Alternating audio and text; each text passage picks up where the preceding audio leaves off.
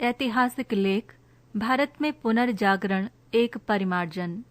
लेखिका कजरी मानसी ऐश्वर्यम।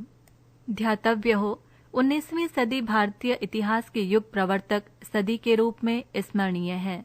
कारणतः इसी सदी में भारत की सामाजिक, राजनीतिक, सांस्कृतिक और धार्मिक भावना से आबद्ध भारतीयों का सृजनात्मक प्रयत्न आरंभ हुआ, जिसे अक्षरशः भारत के पुनर्जागरण की संज्ञा से अभिगृहीत किया जा सकता है।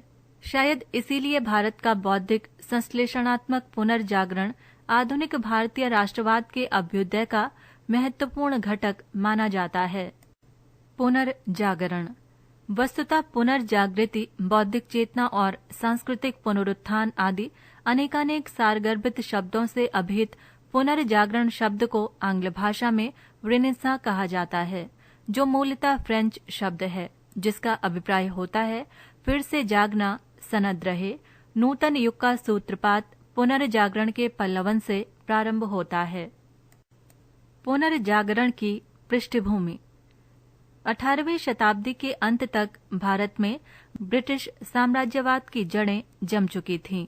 राजनीतिक सत्ता की स्थापना के साथ साथ पाश्चात्य संस्कृति एवं विचारधारा भारतीय जनजीवन को प्रभावित करने लगी थी।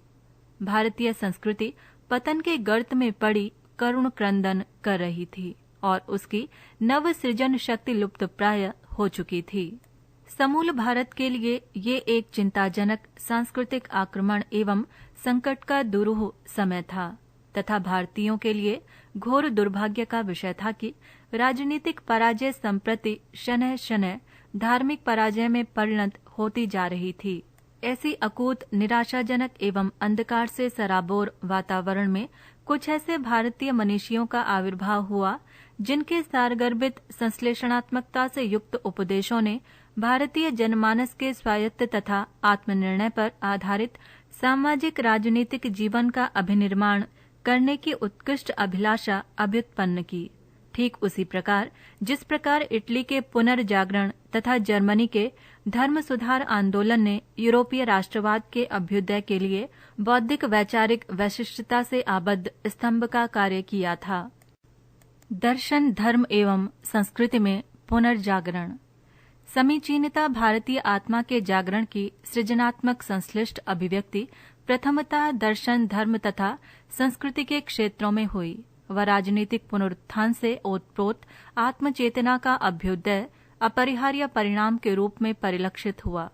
भारतीय पुनर्जागरण प्रखर सौंदर्यात्मकता का संप्रेषणात्मक सम्मिश्रण था, जिसने ईश्वर की अनुकंपा पर विनम्रता तथा श्रद्धापूर्वक आस्था करने के स्थान पर मानव को अतिशय गतिशील शक्ति की नवीन स्फूर्ति चेतना प्रदत्त की, जिसके फलस्वरूप मध्ययुग के सार्वभौमिकता के आदर्श का ह्रास हुआ और राष्ट्रवादिता से सिक्त पुनर्जागरण का अलौकिक प्रस्फुटन विजयश्री के साथ हुआ।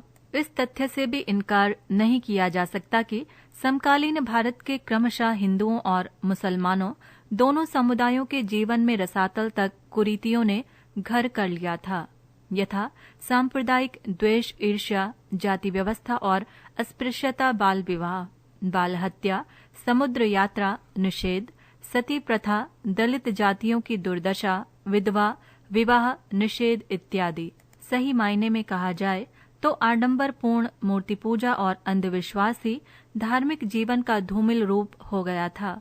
अपितु शोचनीय स्थिति उत्पन्न हो गई, जिससे विक्षुब्ध विचारकों, जागरूक सुविज्ञों के अंतर्मन को झकझोर कर रख दिया। ऐसी उथल पुथल की स्थिति में पुनर्जागरण अवश्यंभावी था।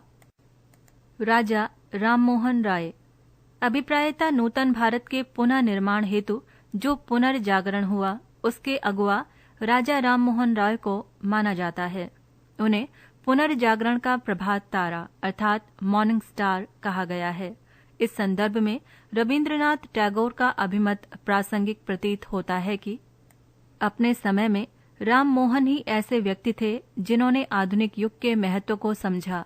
वे जानते थे कि मानव सभ्यता का आदर्श स्वतंत्रता के पृथकीकरण में नहीं है, अपितु मनुष्यों तथा राष्ट्रों के अंतर निर्भरता के भ्रातृत्व में है। विवेच्यता, राजा राम मोहन रॉय द्वारा स्थापित ब्रह्म समाज पुनर्जागरण की अप्रतिम कड़ी मानी जाती है, या इस प्रकार भी अनुमोदित किया जा सकता है कि भारत के पुनर्जागरण में इनका स्थान अग्रण्य है। अक्षरशः राजा राममोहन का जन्म भारत के उस भाग में हुआ था जो उस समय आर्थिक, सामाजिक तथा सांस्कृतिक दृष्टि से बड़ी दयनीय स्थिति में था। संयोगवश वही प्रदेश सबसे पहले अंग्रेजों के सीधे संपर्क में आया। इस प्रकार अज्ञान, आडंबर और रूढ़िवादिता तथा पश्चिम के आधुनिक विचारों के बीच शीघ्र ही अंतरक्रिया प्रारंभ हो गई। राजा राम इस अंतरक्रिया के सर्वोत्कृष्ट प्रतीक थे। वे चाहते थे स्वयं के पुनरुत्थान के लिए उनके प्रिय देशवासी पश्चिम के युक्तिसंगत आधारभूत वैज्ञानिक दृष्टिकोण, गरिमा तथा सामाजिक एकता को आत्मसात करें व साथ ही उसके प्रति तटस्थ सहानुभूतिपूर्ण सहकारिता की मनोभावना प्रबल करें। इसी परिप्रेक्ष्य में उल्लेखनीय हो, ब्रह्म समाज ने बंगाल में महत्वपूर्ण सांस्कृतिक तथा सामाजिक कार्य किया तथा अनेक प्रकार से दीन, लाचार, असमर्थों की सेवा सहायता की।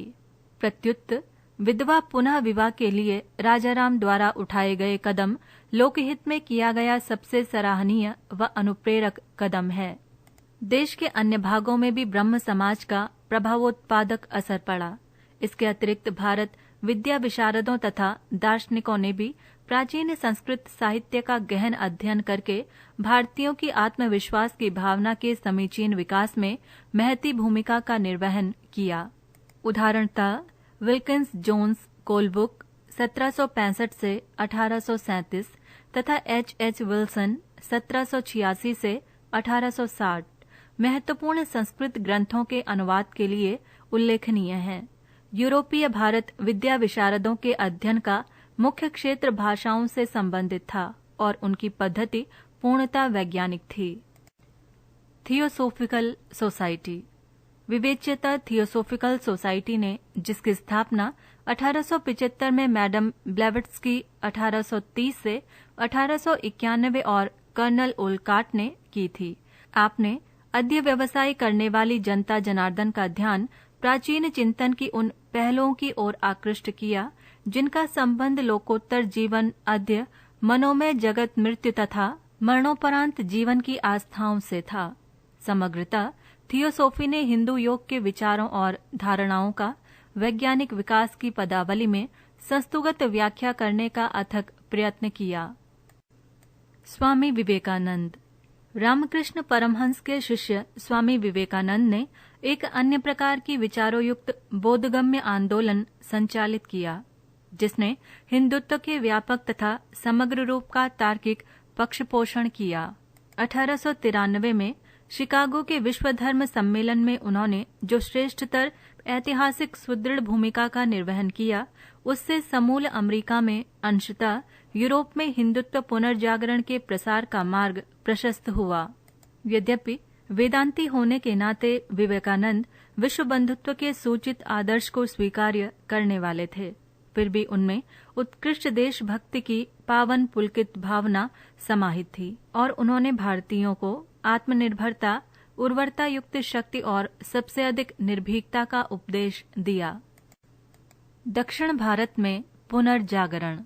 मद्रास प्रांत में पुनर्जागरण का स्वरूप प्रबलतः आध्यात्मिक तथा धार्मिक था। मद्रास में पुनर्जागरण को दैदीप्यमानित करने वाले महान विभूतियों में वीर राघवाचार्य, सुब्बाराव पुतुल रंगिया, नायडू तथा श्री सुब्रमण्यम अय्यर के नाम उल्लेखनीय हैं। वस्तुतः थियोसोफी का भारत में मुख्य स्थान मद्रास में था, किंतु पश्चिमी भारत में पुनर्जागरण प्रधानता सामाजिक तथा शैक्षिक था। पाश्चात्य शिक्षा का प्रभाव। ब्रिटेन की राजनीतिक सत्ता की स्थापना के फलस्वरूप भारत में पाश्चात्य शिक्षा का प्रवेश हुआ और शिक्षा के क्षेत्र में पुनर्जागरण के दूरगामी परिणाम स्वरूप